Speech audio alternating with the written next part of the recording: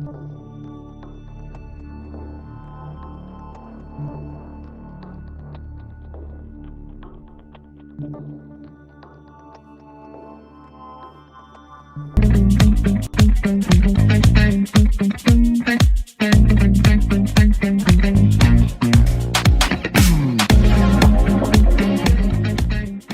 to Books the Biz, the show where real-world business meets real-world results.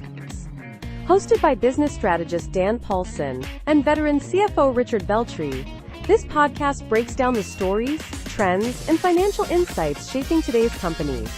Dan brings decades of experience helping leaders simplify operations, build strong cultures, and scale with confidence. Rich adds his deep financial expertise from guiding organizations across healthcare, construction, logistics, and professional services. Together, they dig into what's really happening behind the numbers and what it means for owners, executives, and anyone trying to grow a stronger, smarter business. This is practical conversation, real talk, and tools you can use right now. Welcome to Books the Biz.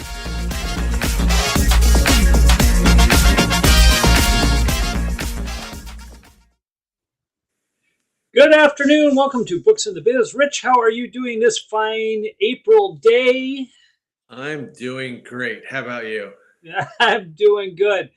Probably not as chaotic as you are right now, given that at the time we were recording this is getting pretty close to that infamous April 15th deadline that so many of us dread, Yep. including accountants on this case. I'm guessing there's no accountants listening. No, they're probably all working. You're the only crazy one to actually pull this off on a Thursday afternoon. Well, we won't keep you too long, but I found an interesting topic, and I'm going to share that now. That after we talked about, I think is different spin on maybe how business should be done. So I'm pulling this up here.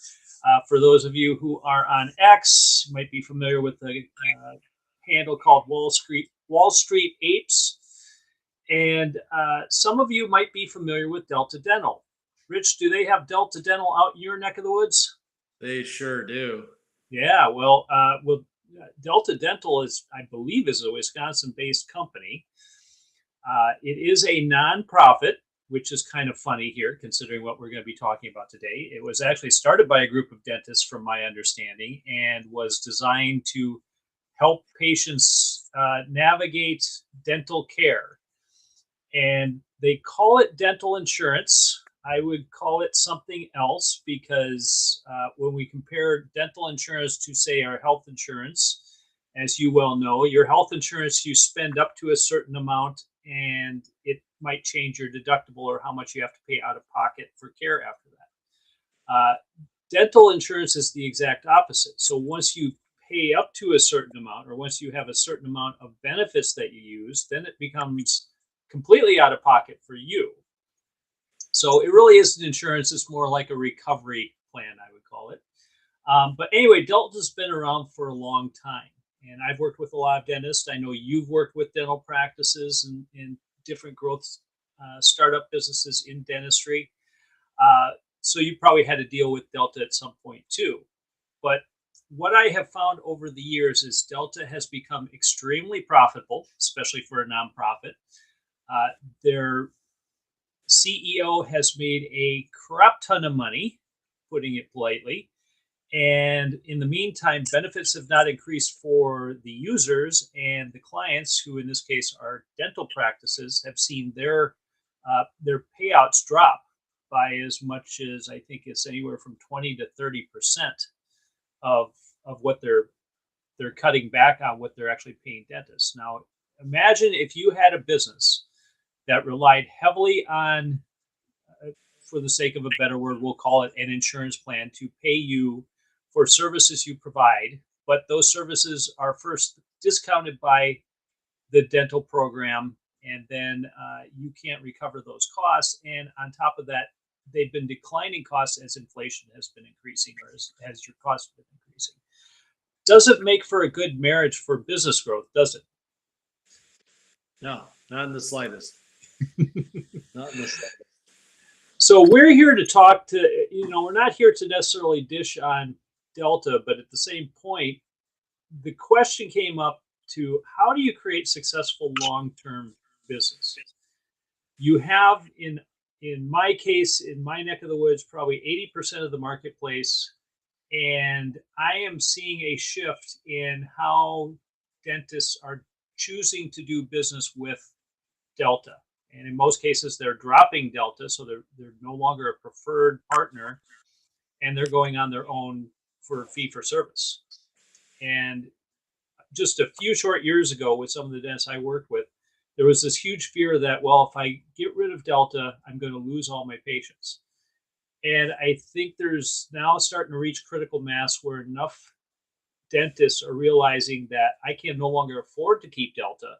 And on top of that, the patients really have nowhere else to go. So we're going to drop it and we're going to go fee for service. And we will help our patients recover as much as they can from Delta, but they're going to have to collect on their own. And I just don't know if that's a successful, is going to lead to a successful long-term run for Delta if this continues. What's your thoughts? Well, I think it leads to, everything that you just said is what we've been seeing not only in the dental but in healthcare, that there's this giant question of, the people have been told they have to have insurance. And then they're told that in order to get the price at a certain point, then they have to be able to not take certain benefits or not, like they're limited by the insurance company. So their entire life becomes insurance company bound. So you get to the point where the insurance company is now the bad man, and so you wind up with a reputation problem, right? And you're winding up with that being the block, right? Everybody's been told they have to have insurance. And so because of that, the insurance companies win. They can keep raising prices. They can keep decreasing what they pay the dentist or the doctor. And they can keep telling the people you can't have. And everybody thinks, well, this is the way it is because we were told we have to have this insurance and they know better than we do. I really think the big issue here is the people need to turn around and start to say, well, I know what my doctor and my dentist have told me I need. So they're who I want to go to.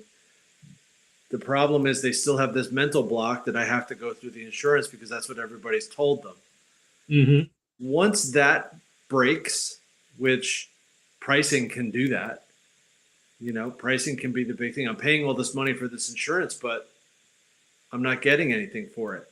Right. That's the fastest way to get someone to say, hey, wait a minute, do I really need this? And the minute they ask that question, that's where the wall starts to break.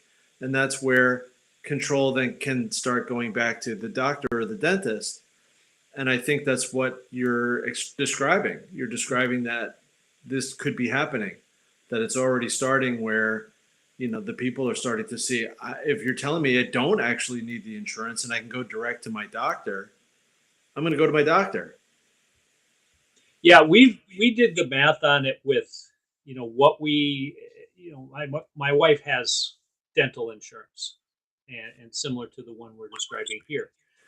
So there's a limitation as far as what you can use, which means once you spend up to $1,000 per person, at that point, you have to pay anything over and above that. Oh, by the way, out of that $1,000, which they count the gross amount of that, you still have to pay a percentage of it no matter what. So beyond your routine cleanings, you have to pay whatever difference that you need on additional dental care. And I think we've seen this platform similarly in the medical industry. So I'm glad you brought up medical too, because we're also seeing this shift where we're now going back to some fee for service doctors out there, because what they realized is they were no longer providing good care to their patients. They were basically putting their patients on a conveyor belt and pushing them through as quickly as possible because they had to see more patients because the insurance company, which is usually partnered with the medical side of it, the clinics or the hospitals, they have to push them through as quickly as they can. So you limit some of that care that you're having. And now you see this shift happening where these doctors are opening their own practices. And in some cases, especially when it comes to, I'll call it preventative care or, regular care that's going on. So for example, your annual physicals or whatever it might be, you're seeing those costs actually come down, not go up, because they don't have to deal with all the stuff that has to go on when you're dealing with an insurance company on how you get your claims processed and everything else, which adds a lot of administrative costs to it. Yeah, I definitely have seen the rumblings in the healthcare side. And so the article, et cetera, that you and I have talked about for Delta Dental doesn't surprise me much. On the medical side, the word that I keep hearing is the concierge, Mm-hmm. which becomes the doctor basically saying, we provide X, Y, and Z, no insurance. Like, we don't take insurance. You'll pay this much and we'll be available to cover whatever it is that you deal with in this way. One of the most recent ones I saw was a cardiologist, where he's taking a monthly fee, and his patients have his cell phone. Like, that's, if you have an emergency. I mean, I think that's the way it used to be before I was born. Before both of us were born. Before. You're going back to, kind of old school. Who's going to take care of me? Back to, the doctor on Little House who took chickens for payment. But, But I think it becomes a little bit more of, hey, guess what? Go back to the basics. What are you paying the doctor for? What are you paying the insurance for? If you're not covering anything, then why are my fees so high? What am I actually paying for? Because later on, when I am entitled to get what I'm supposed to get out of you and actually need it, are you still going to say no? I mean, I don't know what I'm talking a little bit from experience on my insurance. Like, I don't know what I have. Like, I don't know what I'm covered for. I got my fingers crossed that I'm going to live. Well, I think that's true of most people, because you get, your basic benefits, how much your deductibles are, what's your max benefit or your max payment on that benefit. But really, do you ever take a close look at it, or is it only when you have something happen that's serious, where now you actually have to use this benefit to really see how well it covers? And I think that's what tends to surprise a lot of people is, well, there's the fine print in there that says, well, yeah, you have a deductible limit up to this point, but really once you get to that point, you still have to pay these other fees. They don't go away. And as you said, we see all the costs going up, but do we really see the benefits to those costs? And we look at technology now. There's telehealth happening, which I think is becoming a stronger thing, especially, you live in New Jersey, but I think you're in a more urban area than even where I'm at, where doctors might be harder to find. Well, back in the old days, as you said, they got to hop in their horse and buggy and drive out to the house, and they take payment via chickens. We don't have it quite that bad here, but at the same point, we now have technology. We have things like Zoom. We have different methods. Even our phones. You're able to actually talk to a live body, even if you're not in their office or they're not in your house. So there's a lot of things that I think, from a basic care standpoint, that can be addressed at a much lower cost, where you're seeing some of these doctors and these dentists saying, well, you know what, I can pass along certain savings to you because I don't have to deal with all this administrative stuff. And I don't have to go through the process of working with an insurance company that's going to say, well, before you even collect, we're going to take 20 to 30% off your fees. And then we're going to only pay you part of that, and then it's up to you to collect the rest from your patient. And that model, I think, in order to be successful, is going to have to shift a little bit. And we got to figure out how to get healthcare costs down, instead of just saying everyone gets free healthcare, which the moment you do that opens the floodgates for them to figure out how to make more money off of it and rise cost, jack cost up higher. I think that's where I'm looking at from an operation standpoint, how do you benefit your customer while maximizing your service model and controlling your costs, your fees to maintain your profit? Yeah, I think to add to that, I think people need to look at that explanation of benefits. Every insurance company, I think when you go to the doctor or you go and have a procedure done, you get an explanation of benefits and it tells you here's what was billed and here's what the insurance company paid because they basically discounted it down to what they feel like, which apparently they felt like it 6 months ago when they wrote it. Uh, and now they're saying this is what we'll pay and this is your portion. And, I think everybody, when they start to actually take a few minutes, it sometimes takes a little longer than that, but go through that and say, what's the doctor actually getting paid? Yeah. Like I'm a lifelong asthmatic and my asthma is triggered by allergies, like certain things that I'm allergic to. And so I go and I get allergy shots. And the allergy shots, I don't pay anything when I go and a nurse gives me the shot and the doctor submits the bill. And then what I basically realized was the insurance company wasn't really paying the doctor anything. They were going through and they were discounting it down to what I was paying. So I said, the insurance company didn't write him a check. And I think at the end of the day, they must have some agreement for, I don't know, $15, $30, whatever it is. I want to walk into the doctor and say, hey, doc, I'm going to give you $50. Every time I come in here, I'll give you $50. Treat me and throw the insurance company in the insurance waste bin. Like, I don't need to go through all of this paperwork so that you don't get anything other than what you get from me. It's actually cheaper for me if I pay you the $50 and then I go to the insurance company and say, you're not covering that, so I'm not paying for it. Yeah. Like, that's where there becomes a question. Why am I paying him to turn around and not pay you, but then I still have to pay you? Why am I paying him you, and you're getting only the money from me? So, I mean, that's the part that doesn't make a whole lot of sense. There's so much administration that's been thrown into this. It's no longer simple. So, Well, and add in the legal side of it too. So you said, well, can I just pay the doctor directly? And don't quote me on this because I haven't done enough research to know, but if I remember correctly, if you carry the insurance for that person, if, for example, we'll use Delta since we're talking about Delta. If you are a Delta provider, you have to apply it to the insurance. You don't have a choice to say, hey, just, you got a filling.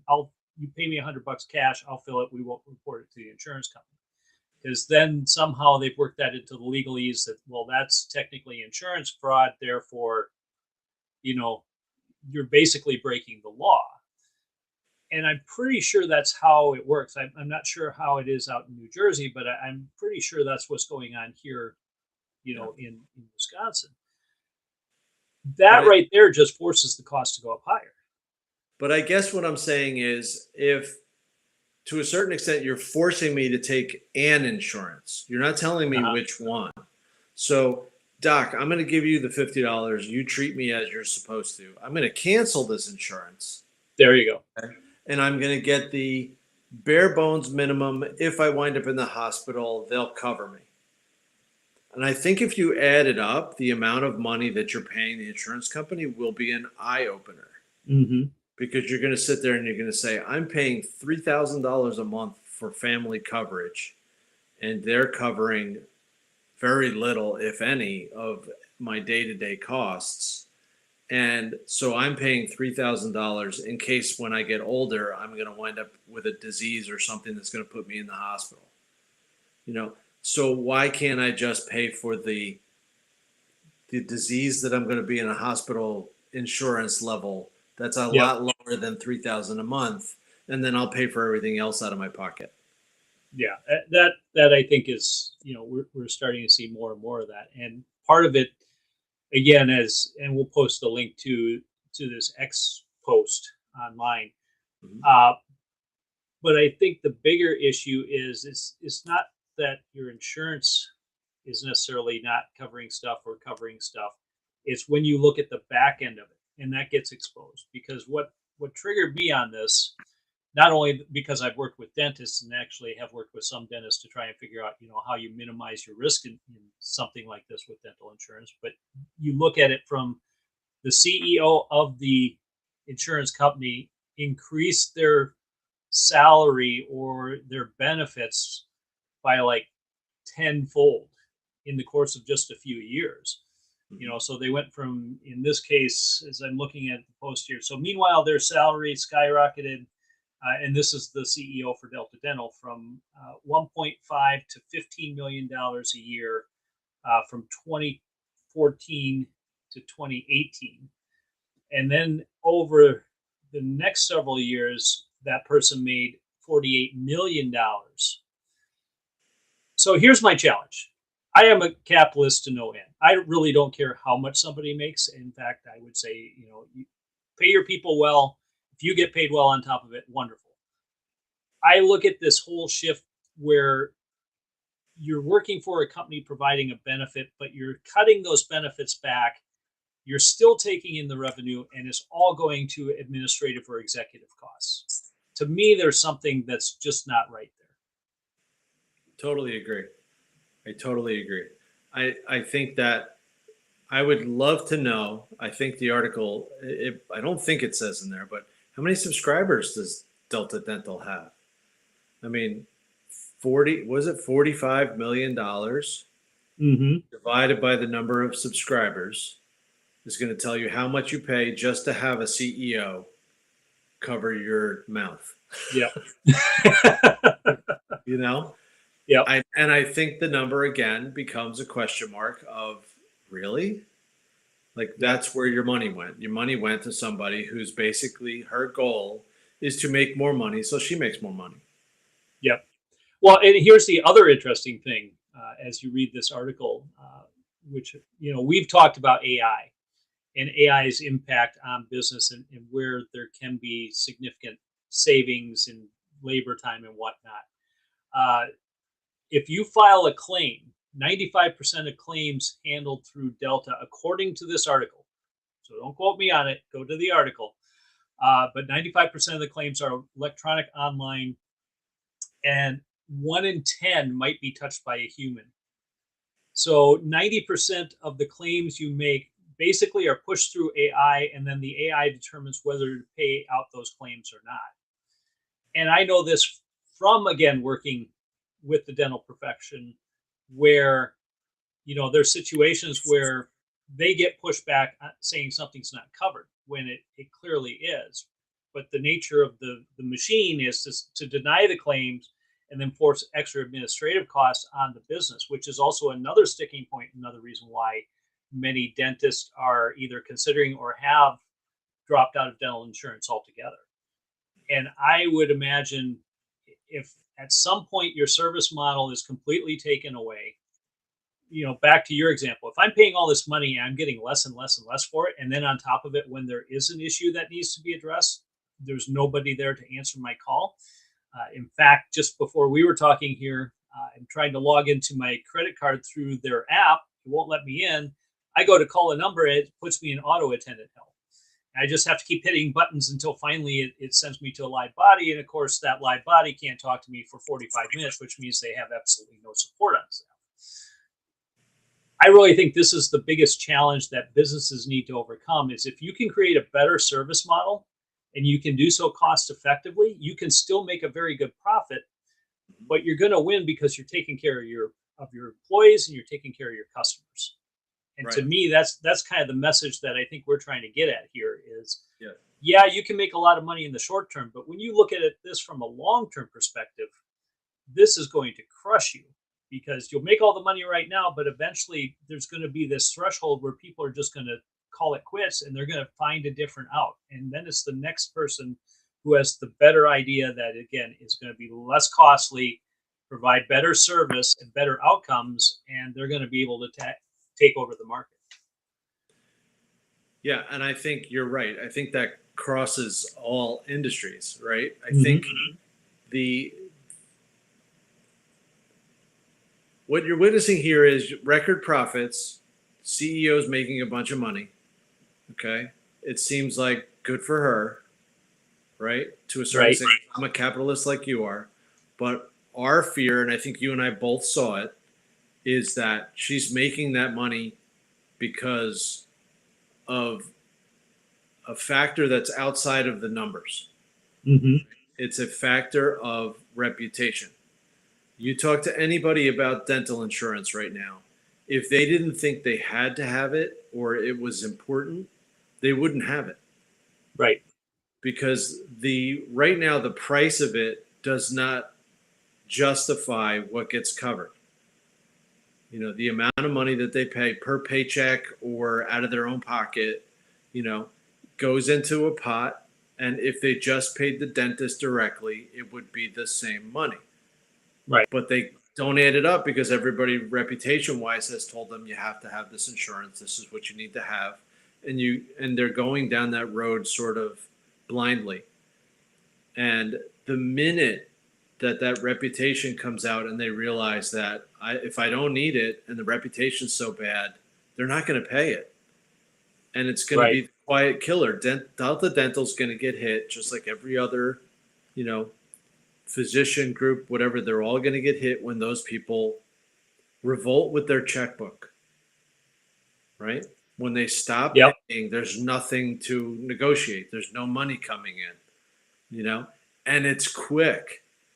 When reputations become an issue, you know, it's water cooler time. You will be the talk of the water cooler, and it will spread like wildfire. That don't go there, don't go there. You don't want to be in that cyclone of don't go there, right? Right. Don't go to that doctor or don't go to that insurance company. It goes really quickly. Yeah. And I think, we're seeing the early stages of that with Delta or with, dental insurance. My curiosity is when's that going to start happening on the medical side? Because we are seeing more fee for service clinics opening up. A lot of times they're coming in at a fraction of the cost. Now, in most cases, they're only able to do basic care. So if you got anything really serious, you still have to go to a major clinic or a major hospital to get that taken care of. But I'm just curious, once you take away a lot of the overhead and the behind the scenes stuff that most people never see from an administrative side, is that the way that we're going to be able to drive healthcare costs down instead of trying to say, well, we need free healthcare and we need the government to pay for it? And to me, that's where the answer is going to come in. Somebody's going to figure out how to do this effectively and be able to provide better service at a lower cost. And then, like you said, when you factor in, if you're paying $3,000 for something, but it really doesn't cover anything, why not keep that $3,000 for yourself, put it in a savings fund, and then use that when you have a medical need, versus paying an insurance company to just deny you or still have to pay huge deductibles on top of it. Yeah. And I agree with you. It is, the rumblings are out there for the doctors. And, the interesting part to me is realizing that the fastest adopters of AI is actually in healthcare. They're the doctors behind, outside of their practices, the doctors are basically running up side gigs. That the side gigs are all about how do we make healthcare better, and basically how do you stay away from the administration and the nightmare that makes it worse than why they became doctors in the first place. This isn't what they got to be doctors for. They wanted to care for people. So now they're basically approaching it from the standpoint of, let's go back to what we were trying to do in the first place. And I think that's going to be another factor when you start to see the migration away from the insurance company. I think the insurance company eventually will have to shrink. I don't know if that can happen. Don't know if I've seen it, but someone's going to have to make some adjustments, because I think the care itself is going to change. So how do you keep making record profits and in the financial industry, in the financial markets, big insurance companies, like, that doesn't talk to me about healthcare. It talks to me about profit. It talks to me about who's going to make more money. It's about care.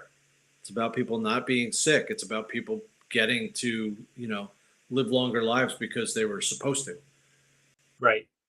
Yep. And I think that's going to be the interesting thing to watch for as we move forward. Now, we've talked a lot about medical care. We've talked a lot about healthcare. I believe these principles apply to any business or industry that you're in. So Yeah. wonderful if you're making great profits in the short term, but if you're doing so at the expense of your employees and your clients, it's probably not going to be a long-term solution. So really you have to look at how you create that balance between creating strong profits, paying yourself well, paying your employees well, and taking care of your customers. And if any one of those things falls out of balance, it's going to be a much more difficult road long-term than it will be now. Rich, we do this 20 questions approach. What's the best way to get a hold of you if they would like to learn more about that and see if that might be something to help them figure out where they create this balance?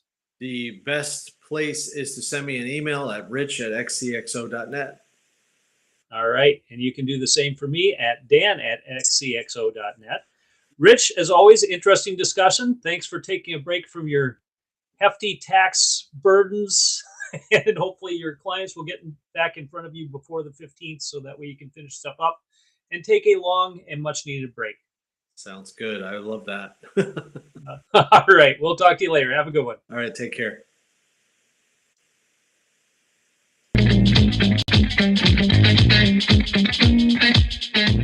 Thanks for listening to Books and the Biz. If today's conversation sparked new ideas for your company, the team at XCXO can help you turn those ideas into action. XCXO brings together seasoned executives, fractional CEOs, COOs, CFOs, and CXOs who step into your business with the experience, strategy, and leadership to drive real results. Whether you're trying to scale, strengthen operations, improve profitability, or prepare for transition, our experts help you move faster and lead with confidence. To learn more or start a conversation, visit xcxo.net. That's xcxo.net, your shortcut to stronger leadership and a better run business. Thanks again for joining us.